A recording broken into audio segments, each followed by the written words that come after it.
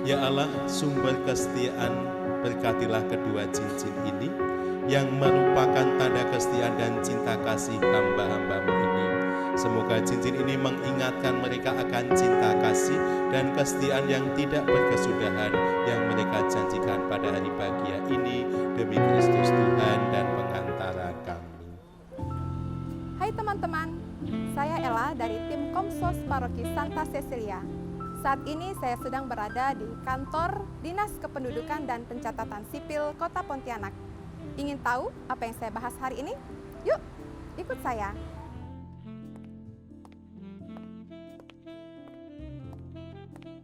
Saat ini kita bersama Ibu Kepala Bidang Pelayanan Pencatatan Sipil, Ibu Dini Eka Wahyuni SSTP MT.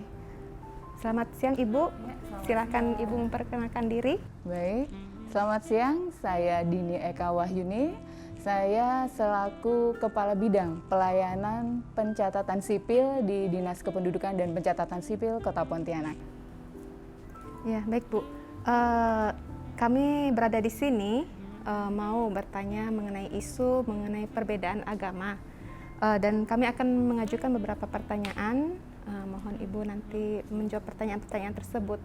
Pertanyaan pertama, kita dari tim Komsos Paroki Santa Cecilia Kota Pontianak mendapatkan informasi mengenai Permendagri nomor 108 tahun 2019 pasal 50 ayat 3 tentang perkawinan yang berbeda agama, di mana sekarang pencatatan perkawinan tersebut harus melalui penetapan pengadilan. Bisa Ibu sampaikan kepada kami untuk teman-teman kita yang masih awam tentang peraturan perbedaan agama ini. Iya, memang betul saat ini kami mengacu kepada Peraturan Menteri Dalam Negeri Nomor 108 Tahun 2019 yang diterbitkan pada akhir tahun 2019. Nah itu begitu peraturan tersebut terbit, tentu kami juga melakukan penyesuaian ya. Kita menyesuaikan dengan aturan yang ada. Dan sebenarnya regulasi ini berlakunya juga sudah ada sebelumnya ya. Sebelumnya itu diatur dalam Undang-Undang tentang Adminduk itu nomor 23 tahun 2006. Kemudian disempurnakan, direvisi dengan Undang-Undang nomor 24 tahun 2013. Nah, di sana juga sudah disebutkan bahwasannya pencatatan perkawinan itu bisa dilakukan untuk beberapa kategori perkawinan. Nah, tadi yang pertama itu perkawinan yang melalui penetapan pengadilan, kemudian perkawinan yang dilakukan di luar wilayah NKRI. Nah, di bagian penjelasan undang-undang tersebut kembali dirincikan penetapan yang dilakukan pencatatan perkawinan yang dilakukan dengan penetapan pengadilan itu yang seperti apa? Yaitu tadi yang dilakukan antar umat yang berbeda agama. Nah, jadi Permendagri ini sifatnya menegaskan kembali apa yang sudah diatur di dalam undang-undang, karena sampai saat ini undang-undangnya tidak dicabut, dan kalaupun direvisi dengan undang-undang yang tadi saya sebutkan nomor 24 tahun 2013 pasal yang mengatur pasal 35 di Undang-Undang 23 2006 itu tidak dicabut ataupun direvisi, artinya tetap harus dijadikan acuan sampai saat ini. Begitu ya. Penerapan ini berlaku di semua agama ya Bu ya? Oh iya, jelas semua agama, tidak ada perbedaan ya. Jadi ya kita punya 6 agama nih, 6 agama. Kalau terjadi perkawinan antar umat di antara 6 agama tersebut, tetap diberlakukan aturan yang sama, harus melalui penetapan pengadilan. Ya, karena selama ini kalau gereja Katolik itu seperti yang teman-teman Katolik kita tahu bahwa gereja memberikan dispensasi untuk pernikahan yang berbeda agama. Itu kembali kepada aturan yang berlaku di setiap agama ya. Jadi dalam hal ini mengapa ketika pencatatan harus melalui penetapan pengadilan, nah itu kan telah terjadi pemberkatan terlebih dahulu. Ya, telah terjadi pemberkatan dahulu. Jadi silahkan saja apabila menurut agama Katolik dibolehkan ada dispensasi pernikahan beda agama, silahkan sepanjang ketika pemberkatan itu kedua pasang ini maksudnya antara calon suami dan istri ini yang berbeda agama itu tunduk kepada tata cara atau aturan pemberkatan pernikahan di salah satu agama, dalam hal ini Katolik. Namun ketika pencatatannya ini, nah yang diatur adalah pencatatan perkawinannya. Ketika pencatatannya ini kami menghendaki sesuai aturan yang sudah ada tadi melalui penetapan pengadilan, seperti itu. Pertanyaan selanjutnya nih Bu ya. Kapan Permendagri ini mulai berlaku efektif di catatan sipil Kota Pontianak? Apakah sebelumnya sudah ada sosialisasi ke setiap elemen masyarakat? Ya, tadi saya sudah katakan Permendagri ini diterbitkan di akhir tahun 2019. Nah, jadi setelah kami melakukan beberapa penyesuaian, kami sepakat dan arahan pimpinan juga untuk memberlakukannya di 1 April 2019. Nah, jadi mulai 1 April kemarin kita mulai berlakukan dan kita minta setiap calon pemohon pencatatan perkawinan di kantor kami itu harus sesuai dengan aturan tersebut. Kalau mereka beda agama, ya kami arahkan ke pengadilan dulu. Setelah memperoleh penetapan pengadilan, baru bisa kita lanjutkan proses pencatatan perkawinannya. Yang tadi saya sampaikan, apakah sudah dicoba disosialisasikan kepada masyarakat? Sampai saat ini sosialisasi kami lakukan dengan menyurati kecamatan dan kelurahan, dengan harapan nanti kawan-kawan di kecamatan kelurahan juga membantu mensosialisasikan ke masyarakat. Dan kemudian juga kami sudah komunikasi informal ya kepada beberapa perwakilan-perwakilan agama. Nah, kami juga komunikasikan dan tentu saja kepada mereka yang datang untuk urusan ini kita juga sampaikan, dan saya yakin pasti berantai ya informasi ini diteruskan ke masyarakat lainnya. Kita juga ada tempel pengumuman-pengumuman di kantor. Tapi kepada misalnya pihak gereja gitu tuh belum ada secara langsung gitu ya Bu ya? Ya betul. Secara resmi kami memang belum ada menyurati ya. Secara resmi kami belum menyurati. Tapi menurut kami yang menjadi acuan kami adalah undang-undang dan peraturan Menteri Dalam Negeri. Itu suatu produk hukum nasional, dan produk hukum nasional itu untuk diketahui oleh publik. Nah, jadi walaupun tidak secara khusus kami sosialisasikan, sebenarnya pihak manapun bisa mengakses informasi tersebut ya. Ya, tanpa lewat kami pun, misalnya pihak gereja atau lembaga agama lain, ketika peraturan itu keluar dan karena memang berkaitan erat dengan tatanan keagamaan, itu sebenarnya bisa langsung diketahui seperti itu ya. Ya memang kami akui secara resmi kami belum bersurat atau mengkomunikasikan secara khusus, tapi itu tadi secara informal di beberapa perwakilan agama sudah kami komunikasikan. Ya. Karena ini yang baru menerapkan ini kan mungkin yang dari Katolik ya Bu ya, yang agamanya mungkin sudah maaf, menerapkan apa dulu nih? Maksudnya yang peraturan. Oh enggak, ketika kami berlakukan di 1 April itu untuk semua agama, jadi kita tidak ada perbedaan. Ya, semuanya ketika datang ke kami, berkasnya menyatakan yang bersangkutan dalam agama yang berbeda, walaupun sudah mendapat pemberkatan dari salah satu lembaga agama, tetap kami minta ke pengadilan dulu untuk memperoleh penetapan pengadilan. Pertanyaan berikutnya Bu, menurut salah satu sumber kami bahwa penetapan pengadilan terkait pernikahan beda agama sudah tertera di buku saku administrasi kependudukan dan catatan sipil Kota Pontianak tahun 2014 di poin F halaman 54. Pertanyaannya, mengapa baru sekarang diterapkan setelah ada Permendagri ini? Iya. Jadi sudah ada ya sebenarnya ya. Iya. Itu tadi saya sudah katakan, ini bukan sesuatu yang baru ya.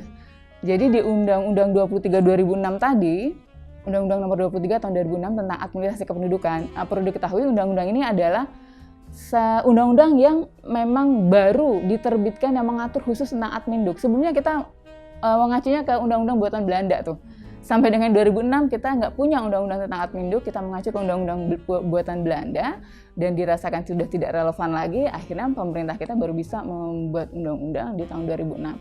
Itu tadi di dalam undang-undang tersebut pasal 35 yang tadi sudah saya jelaskan bahwa pencatatan perkawinan itu diberlakukan untuk perkawinan melalui penetapan pengadilan.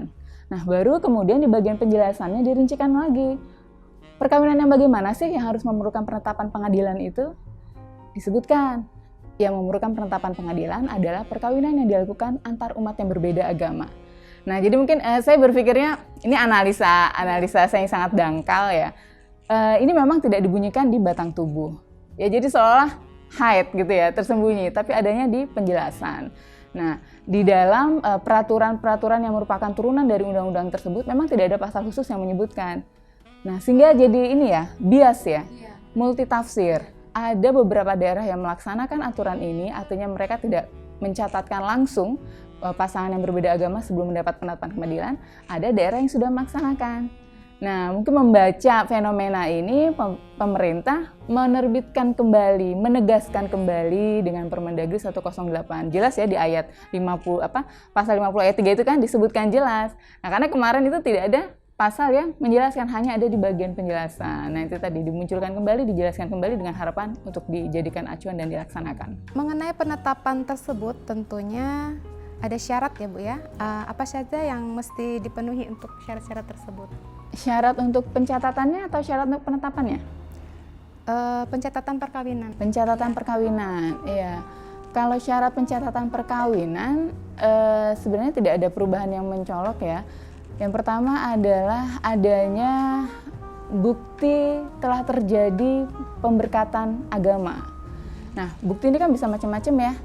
Artinya dokumen yang dikeluarkan oleh lembaga yang telah melakukan pemberkatan itulah yang kami anggap bukti dan menjadi syarat utama untuk melakukan pencatatan di kami. Ya, asli dari dokumen yang menunjukkan bukti telah terjadinya pemberkatan secara agama.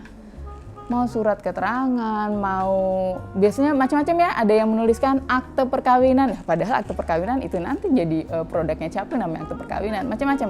Jadi bukti itulah yang menjelaskan memang telah terjadi pemberkatan perkawinan antara siapa dengan siapa, pada kapan, diberkati oleh siapa, secara agama apa. Nah, itu yang kami minta sebagai syarat utama. Kemudian KK dan KTP ya, syarat mutlak juga ya. Dan pas foto suami istri berwarna. Nah, apabila salah satu pasangan ini berstatus cerai hidup di kartu keluarganya, tentu kita minta akte cerainya. Dan apabila salah satu pasangannya berstatus cerai mati, tentu kita juga minta akte kematian dari pasangannya sudah meninggal. Itu syarat utamanya itu saja. Kemudian ya kita minta syarat pendukung seperti akte kelahiran. Nah, kenapa? Jangan sampai nanti akte perkawinan identitasnya berbeda dengan akte kelahiran. Iya, salah penulisan nama misalnya, kok beda akte kelahirannya A, akte perkawinan nantinya menjadi AB. Nah, makanya kita minta lampirkan akte perkawinan juga. Terkait hal tersebut, mungkin ingin ditanyakan oleh teman-teman bahwa dalam agama Katolik, pihak gereja tidak bisa menerbitkan ulang atau duplikat surat kawin gereja. Bagaimana upaya catatan sipil untuk mengakomodir masalah ini? Upaya apa yang akan ditempuh untuk menginformasikan pihak gereja khususnya? Baik, kalau saya melihat hal ini ya dari beberapa sisi. Nah, kenapa kami meminta asli dari dokumen itu? Karena disamakan dengan syarat peristiwa penting lainnya ya, ketika akan mengurus akte kelahiran anak, kami minta surat keterangan asli. Dan memang itu diatur di dalam peraturan presiden tentang tata cara dan syarat pencatatan sipil ini, kita memang menarik dokumen yang asli. Ya, untuk antisipasi supaya tidak digunakan hal-hal yang tidak benar di kemudian hari. Nah, itu kita tarik dan kita ganti dengan akte perkawinan nantinya. Toh informasi yang ada di dalam dokumen bukti pemberkatan perkawinan tadi tertuang semuanya di dalam akte perkawinan yang menjadi produk Capil tadi itu. Nah, tadi saya katakan untuk akte kelahiran kita narik dokumen asli, ya surat keterangan dari bidan atau rumah sakit. Untuk akte kematian kita juga minta surat keterangan asli dari rumah sakit apabila memang kematiannya terjadi di rumah sakit. Nah, untuk perkawinan juga seperti itu. Kami minta bukti yang asli memang telah terjadi pemberkatan nikah atas kedua pasangan tersebut, atas pasangan tersebut. Nah, kalau dan dokumen asli itu kan dari dulu sampai sekarang saya rasa bentuk kemudian formatnya tidak berubah ya. Kalau misalnya nanti dalam perjalanan gara-gara Permendagri ini dilakukan perubahan, sementara masyarakat luas sudah tahu kalau menikah, mohon maaf nih salah satu contohnya ya, menikah secara Katolik bentuk surat pemberkatannya seperti ini loh. Nah, kemudian itu tidak kita tarik, tetap beredar di masyarakat. Dan sayangnya masih banyak masyarakat kita yang menganggap ketika sudah memegang dokumen itu sudah sah perkawinannya, baik secara agama maupun negara. Banyak sekali seperti itu. Nah, harapan kami ini menjadi suatu edukasi tersendiri untuk masyarakat. Ketika kami tarik, masyarakat jadi punya pemahaman bahwa yang menjadi bukti sah pernikahan itu tidak cukup hanya dengan surat pemberkatan dari gereja, tapi yang penting adalah akte perkawinan. Dengan akte perkawinan, pernikahan agamanya dan pernikahan resminya secara negara itu sah ya, diakui seperti itu. Nah, itu juga bentuk edukasi kami tarik dokumen yang asli. Nah, karena kan itu tadi, takutnya kalau kita nggak narik yang asli, kemudian atau mungkin nanti gereja ya mohon maaf membuat kebijakan menerbitkan format baru dari bukti pernikahan itu, takutnya akan tertanam pemahaman di masyarakat itu tadi, saya sudah sah kok pernikahannya, nggak perlu kecapi lagi, ini surat dari gereja sudah ada, ini buktinya sah. Nah, seperti itu, karena ke gereja cuma misalnya surat keterangan saja. Nah, padahal yang kami maksud, dokumen apapun yang dikeluarkan oleh gereja sebagai bukti pernikahan, itulah kami minta untuk menerbitkan akta. Iya, sebagai syarat utama penerbitan akta, karena sekarang prosentasenya itu masih sekitar 50-40%. Pasangan kawin, berstatus kawin di KK ya, tapi tidak punya akte nikah. Nah, artinya mereka belum mencatat perkawinannya ke kami. Dan itu tadi, pasti mereka masih beranggapan dengan memegang bukti pernikahan dari gereja atau vihara, itu sudah cukup untuk mereka. Sudah mengesahkan perkawinan mereka, padahal sebagaimana dicantumkan di dalam Undang-Undang Perkawinannya nomor 1 tahun 74, perkawinan itu sah apabila diberkati secara agamanya masing-masing dan dicatatkan. Nah, kalau mereka belum dicatatkan berarti mereka belum sah juga kan, belum memenuhi dua unsur tadi yang disyaratkan oleh Undang-Undang Perkawinan. Jadi kalau misalnya suatu keluarga gini kan memerlukan surat perkawinan dan nikah gereja itu, sedangkan sudah ditarik oleh pencatatan sipil, itu gimana Bu? Apakah ada legalisir atau gimana begitu? Nah, ini sebenarnya kita minta kerjasama ya dari lembaga-lembaga agama. Kalau misalnya memungkinkan, diterbitkanlah dua, artinya salinan, ada dua salinan ya. Cetakan yang asli itu dokumennya diserahkan kepada kami. Nah, kemudian atau mungkin ditulis tambahan ya untuk catatan sipil. Nah, seperti itu. Yang satunya dan mungkin sedikit dibedakan, jangan sama persis ya. Nah, itu seperti apa ya, mungkin untuk kenang-kenangan keluarga gitu ya. Kami paham di satu sisi itu mungkin pihak keluarga masih memerlukan gitu, tapi jangan ditulis itu akte perkawinan, jangan ditulis surat. Ya, artinya jangan sampai menggiring opini si pasangan bahwa dengan surat itu sudah cukup perkawinannya gitu. Iya, atau semacam piagam ucapan selamat atas pemberkatan, mungkin bisa dibahas seperti itu. Karena saya pernah ngelihat juga untuk syarat kelahiran itu ya, ada satu rumah sakit yang selain dia mengeluarkan bukti kelahiran, di satu sisi dia juga memberikan semacam ucapan selamat dengan isinya mirip ya, formatnya juga mirip, di kertas yang jenisnya sama, cuma narasinya dibedakan. Jadi si pemegang, si penerima paham bahwa ini hanya ya semacam ucapan bermaksud untuk menjadi kenang-kenangan lah gitu, bukan menjadi syarat administrasi untuk sahnya peristiwa penting yang mereka alami. Sebagai pertanyaan terakhir nih Bu ya, mungkin Ibu bisa menyampaikan pesan-pesan kepada masyarakat umum dalam hal perkawinan beda agama ini. Kalau pesan-pesan saya ini ya, saya agak meluas sedikit. Jadi kita tidak hanya beda agama. Jadi secara umum tadi sudah saya katakan, di Kota Pontianak masih banyak sekali warga yang menikah tapi belum tercatat.